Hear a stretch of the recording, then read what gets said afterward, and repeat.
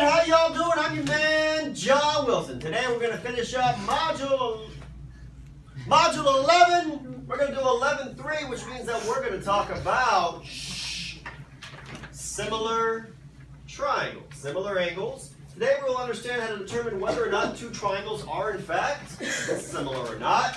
Then we're going to build on this knowledge to identify the missing measures of similar triangles. Finally, last but not least, we're going to take all this knowledge that's been cooking in your brains, we're going to relate this to real world problems and solutions. Now, hopefully you remember back to Module 10 and 9, 10.3 and 9.5, where we talked about similar figures. And you should hopefully remember that similar figures have the same shape, but maybe different sizes. Two triangles are similar if their corresponding angles are congruent. What does congruent mean? The same. So two triangles are similar if all their angles are the same. Doesn't matter how big one is or how small one is, as long as their angles are the same. And if the lengths of their corresponding sides are proportional. If you remember back to dilations when we had two figures, the way we would find the scale factor is we would pick corresponding sides and we would find the ratios of the corresponding sides to see if they were dilations. Same thing happens here. We're going to pick corresponding sides, we take the ratio of each side, and we identify whether or not we're dealing with a constant ratio. I'm going to try to figure out how I got from smaller triangle to the bigger triangle. So what I do is I take the corresponding sides, the horizontal base. Here is, what is it? 20. What is it here? 10. 10. 20 divided by 10 gives me what? Identify whether or not we're dealing with a constant ratio. I'm going to try to figure out how I got from smaller triangle to the bigger triangle. So what I do is I take the corresponding sides, the horizontal base. Here is, what is it? 20. What is it here? 10. 10. 20 divided by 10 gives me what? 2. Okay, so that's good. These are both 10 and 5, so I'm just going to do one of them. What's 10 divided by 5? 2. 2. Do I have a constant ratio? Yes. That indicates that these sides are in fact proportional. Since these are the same triangles, all their angles are proportional, their sides are proportional, those are in fact similar triangles. Yes. You put the bigger one on top, like the bigger figure? Doesn't matter. Remember, if you go back to dilations, it doesn't really matter which way you do it. Here, we're not trying to dilate it. We're just trying to take a constant ratio. So you could do it one of two ways. You could either do 10 over 5 and 20 over 10, right? Big over small. Or you could do it the other way. Small for triangles, side lengths over the bigger triangle side lengths. As long as you're consistent. Here's what you can't do, and it's a good question. You can't do 5 over 10, right? Smaller triangle over the bigger triangle, and then do 20 over 10, bigger over smaller, because you're not going to get the same ratio there. You're going to get 1/2, you're going to get 2 over 1, you're going to get reciprocal ratios, because unfortunately, you kind of mix them up. So just be careful when you do it. So those are similar triangles. Not similar triangles would be something like this. If you see triangles that are not the same shape, such as these two, if the corresponding angles are not congruent, or if the corresponding side lengths are not proportional. For example, we're going to take this triangle, stay there, and let's go and let's copy you. Page 12. Okay, so let's say that we have these two triangles here, and I know that their angles are the same, but I look at their side lengths. Are these going to be similar triangles? Yes or no? No. Who says yes? Why do you say yes?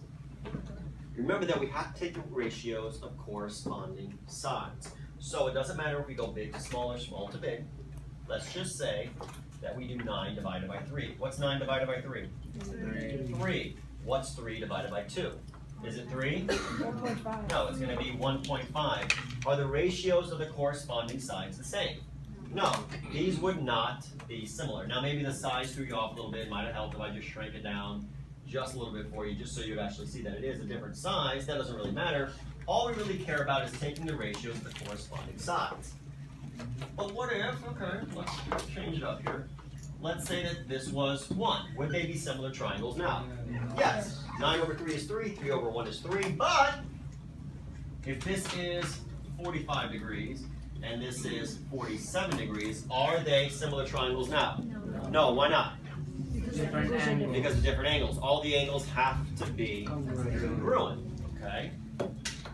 What if I said that this was 45 and this was 80, and I said that this was 80, and I said that this was 55. Are they similar triangles now, yes or no?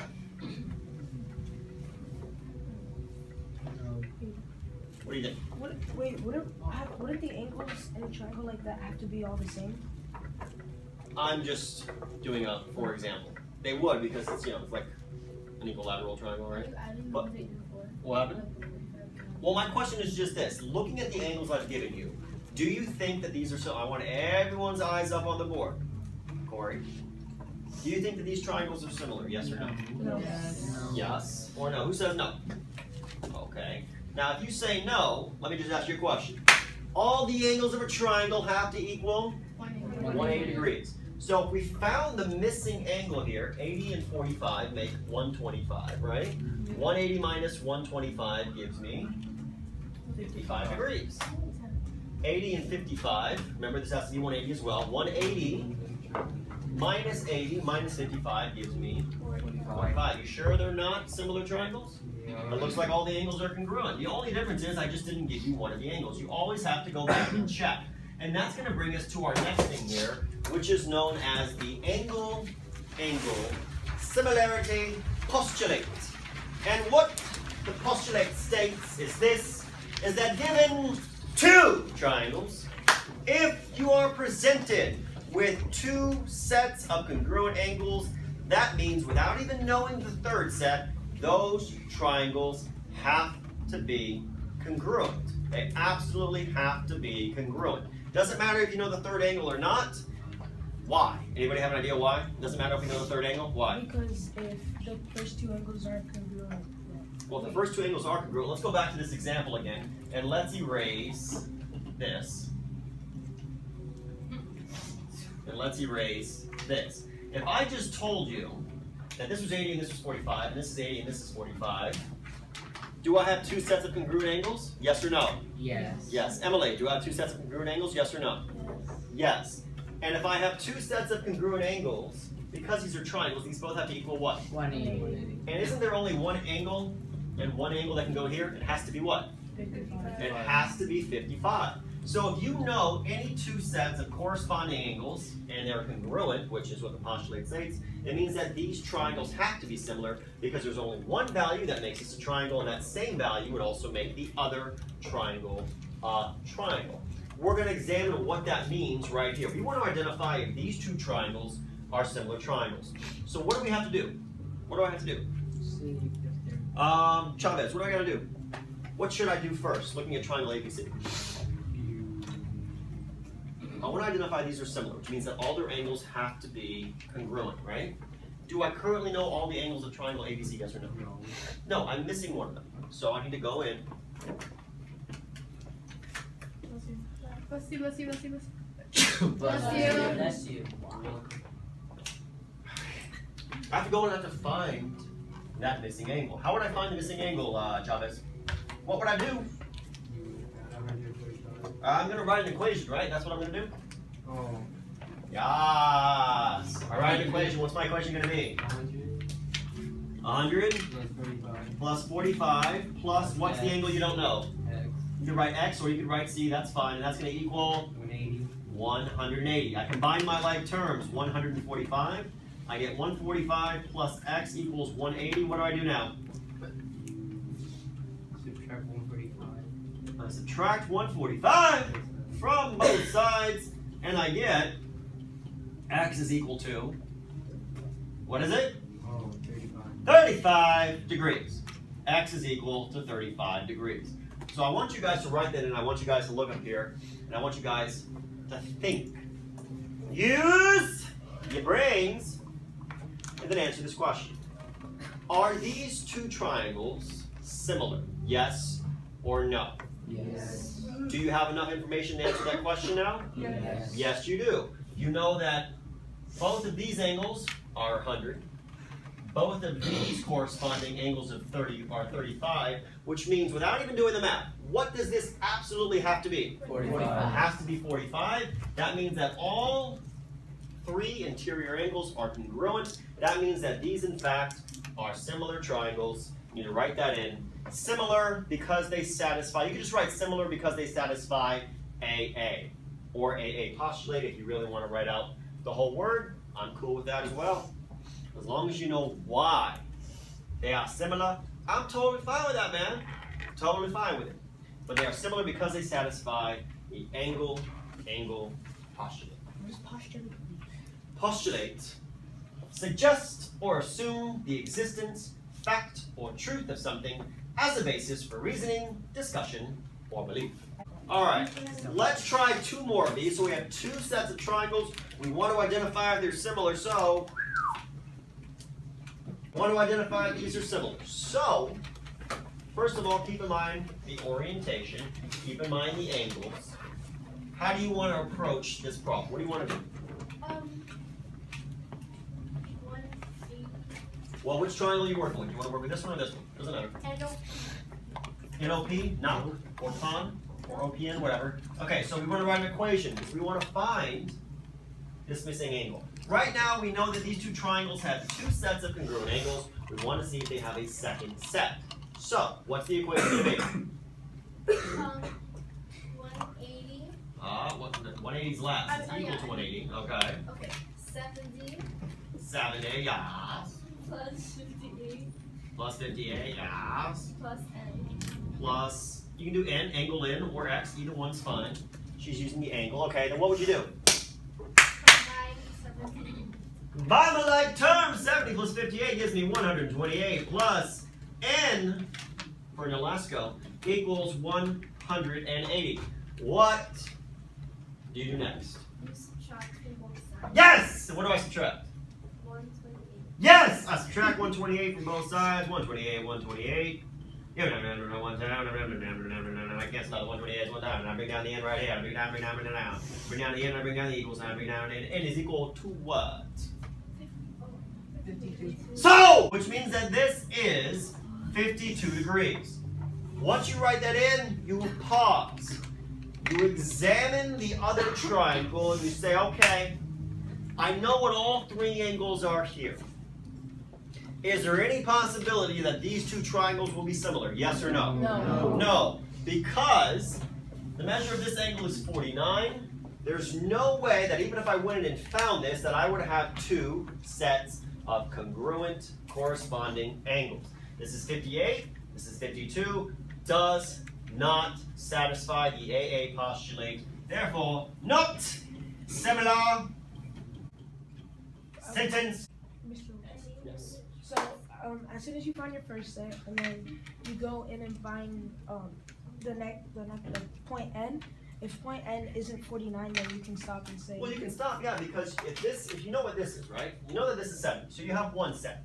You already know that this is 58. So what you're hoping is that this is 58 and this would be 49. Because once you reveal that this is 52, there's no way that you can have two sets of congruent corresponding angles, right? Because if you were to go in and do the work and solve it, you would realize that 70 to 49 makes 119.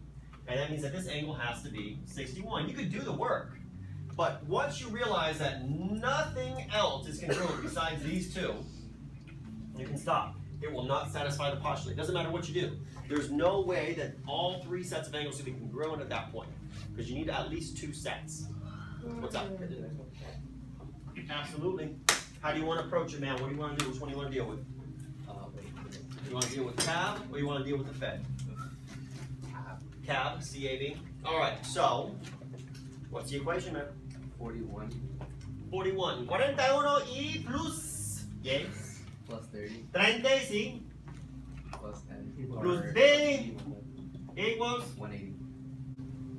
180. 180. 180. Okay. What do you do? Then you're gonna take the two numbers, 41 and 30, and add them together.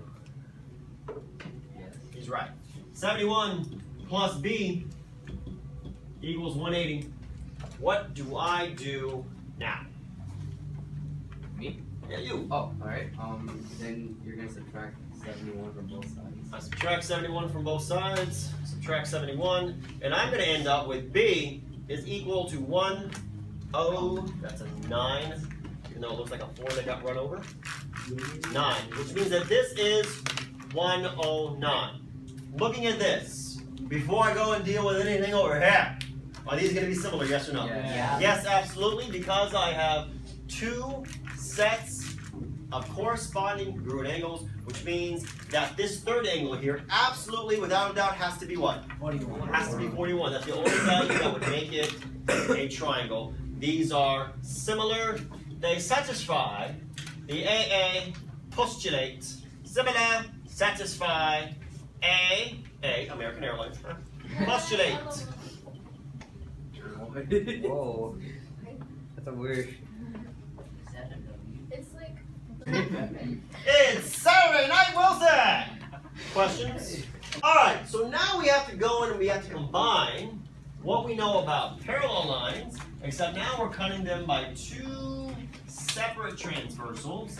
And if you notice that these two transversals ended up forming what? Two different triangles. We have a triangle here and a triangle here. And the question is, are these two triangles similar? You have to use your knowledge of transversals and the angle relationships when transversals cut parallel lines in order to solve this question. So, Mabel, if we know that A is 70 degrees, do we know the measure of something else on this board? Yes or no? D. Why? What do you know? What is D? What does D have to be? 11? Has to be 70, okay. This has to be 70 degrees. Why 70? Why? What angle relationship do they have? I'll help you out here. Are they on opposite sides of the transversal? Yes. Are they inside the parallel lines? Which are these inside the parallel lines? I think that's inside. I think that's inside, right? So that called, what does that mean? They're what? Internal. Interior. Anybody want to help her out? Congruent. I mean, interior. Anybody want to help her? Alternate. Interior angles. There we go. Yeah. I meant to say interior, but it came out congruent. A and D are congruent because they're alternate interior angles. So if A is 70, that means that D is 70. Okay, so we're starting to get down to it right here. We're trying to see if these triangles are in fact similar. Rudy, I know that the measure of E is 50. If it's 50, do I know the measure of another angle here? Yes or no? Yes. Which one? B. Bam! What is B? 50 degrees. Okay, why is B, and you're right, by the way, but why is B 50 degrees? Because they're alternate interior angles. Because they're also alternate interior angles. They're on opposite sides of this beautiful purple transversal, and they're both inside the parallel lines, and that means that they are, in fact, alternate interior angles. So 70-50, 70-50, boom, boom.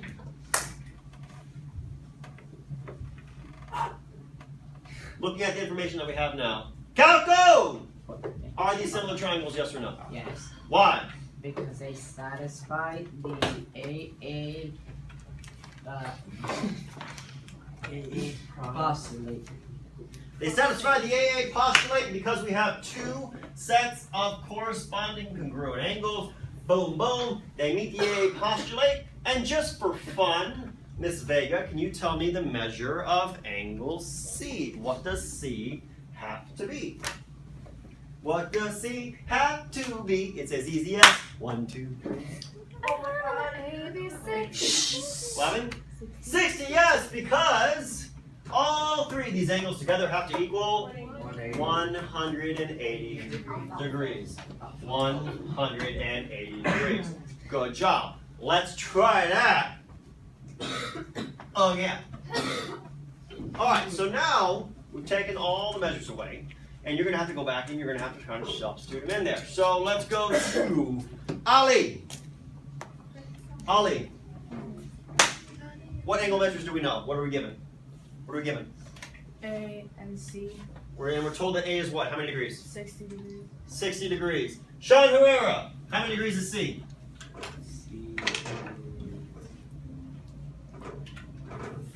4 degrees. All right, C is 4 degrees. Corey, if I know what C is, do I know what B is? Wait,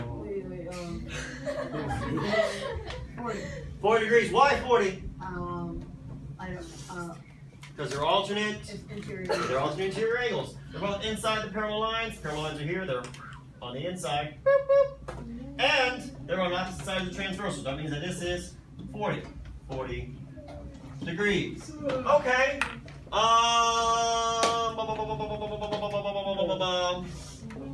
Jennifer, if you know what A is, do you know what D is?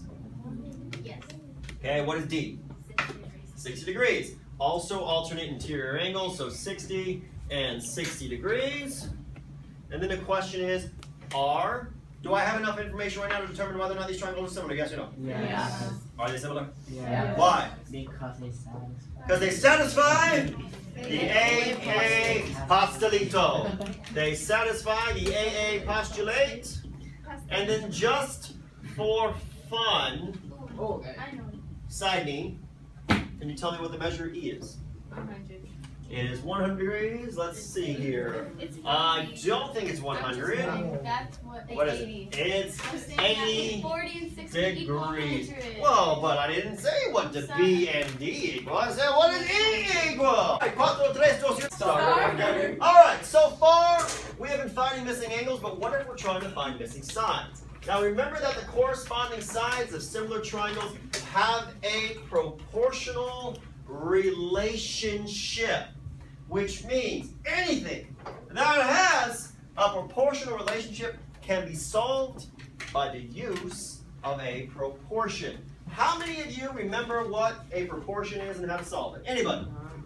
Some of you are like, oh, well, I've seen it this one time on YouTube, right? And he was using it and he solved it. And I was I like, think- yeah. What do you think it is? Like, they're the same. Well, let's see here. This is what a proportion looks like, and this is how you solve it. Proportion looks like this. We're going to have two fractions that are set equal to each other. Something like 3 over 4 is equal to x over 60. Something like this. And the way you would solve this, please make sure you're paying attention, because this is going to be the one time I walk you through it. After this, we're actually going to start doing problems. Here's how you solve this. There are two numbers that are located diagonally across from each other. Doesn't matter how you set up your proportion, there will always be two numbers located diagonally across from each other. In this case, it's 3 and 60. You're going to take those two numbers. Anybody know what you do? What do you do with them? You multiply those two numbers.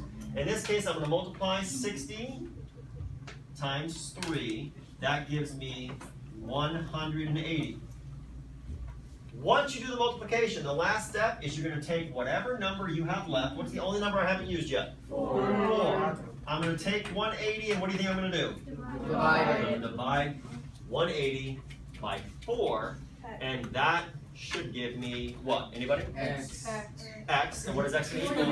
45. 45 over 60. So the answer is X is equal to 45. That's like the whole question. I write find X, and you're just like, yo, Wilson, it's right there, dude. How could you find it? And literally, X is right there. But yeah, X equals 45. It's cross multiply, divide. Cross multiply, divide. Cross multiply, divide. You don't ever do any operation with the X. You cross multiply the two numbers. Hold on. You cross multiply the two numbers. You divide by the number that's left. And that's going to give you the number we didn't know. So if you know 3 out of 4 things, you can always find the 4th one by solving a proportion. We can say something like, all right, in my class right now, 8 out of the 10 kids are girls. It's not. We're just using this as an example. What if I had the same ratio of kids, but I had 30 kids in a class? what you would do is you would cross multiply. What am I cross multiplying here, guys? 8 and 30. 8 and 30. So I cross multiply. 8 times 30 gives me 240. 240. I then divide that by 10 and I get 24. So x equals 24. Now that we know how to solve proportion, we're going to go in and we're going to examine what happens when we have similar triangles and we want to find missing measures of these triangles. Before we even read the scenario, here's where I need your utmost attention because I need you to understand something, and this is the hardest thing for students to see. There's how many triangles here? How many? 2. There's 2 triangles here. There's a big triangle right here.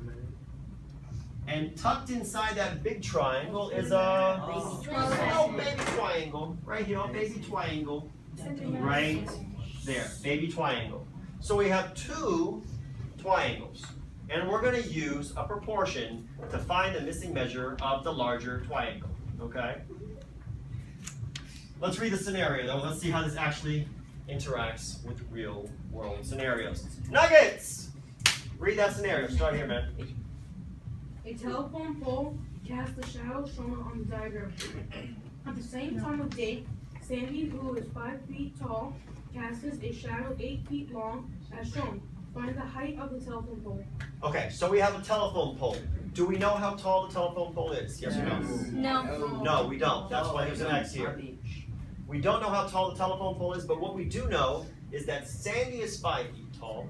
Sandy has an 8-foot shadow. And then I want you to think carefully here, because remember I said that there's a big triangle, and inside of that little triangle is a little triangle. How long is the telephone pole's shadow? How long? Anybody? 24. 15. Oh, wait, No. it's 32. Oh. 32 feet. Remember, the big triangle is this whole thing right here. 24 plus 8 gives me what? 2. That's where most people make their mistake. The big triangle is this whole horizontal base right here. The little triangle is just that little base there. So you have to add these together to get the true length of the horizontal base or the shadow of the telephone pole. Once we identify that, we can then go in and set up a proportion. And here's the easiest way to do it. When you have 2 triangles, here's the way you do it.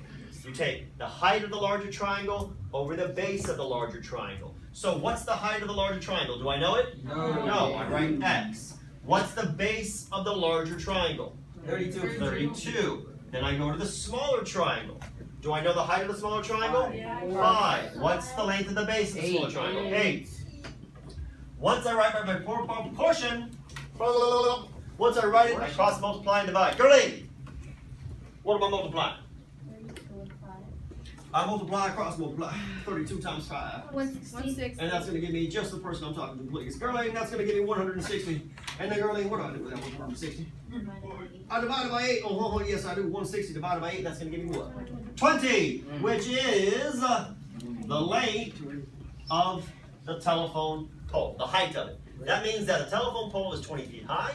It casts a 32-foot shadow. That is proportional to Sandy, who is 5 feet tall and casts an 8-foot shadow. And the way you could always check to see if you're correct, 20 over 32, 5 over 8, is you can go in and you can divide both of these to see if you get a constant ratio. This is going to equal 62.5. This is also going to equal, sorry, not 62.5, but 0.625. 0.625, and this will equal 0.625. We get a constant ratio, which means that we did this problem correctly. Yes, Adrian? Can you just do 24 divided by 8? 24 divided by 8 gives you what? 3? No, gives you no, look, 24 divided by 8 gives you 4. And you go 4 times 5. 24 divided by 8 is 3. Alright, we got one more here. Adrian's going to help me with this one, just to make sure we're all on the same página. So, Adrian. Now in this scenario, children, what we have, telephone pole has been replaced with a tree. Sandy's been replaced with Zachary. So, it's still the same thing though. The only difference is here, there's an alternate way to do this. If you want to, you can always go in and draw out the two different triangles. That might make it clearer, because if you notice here, once again, let's just see who gets this correct. The base of the larger triangle is what? How much? 32. It's 32. 22 plus 10 gives me 32. That is always the biggest mistake people make when they do these problems. Once you do that, here's how you set up your proportion. Height of the larger triangle over its base. Height of the smaller triangle over its base. So what is the height of the tree? Do we know it? No. What do we use? X. Jordan, what is the length of the larger triangle's base? 32. Good job. And then Giancarlo, what's the height of Zach? 4 feet. 4 feet. How long is Zach's shadow? 10 feet. Also known as the base of the smaller triangle. Now that we have this set up, Adrian, what do I cross multiply? Oh, right.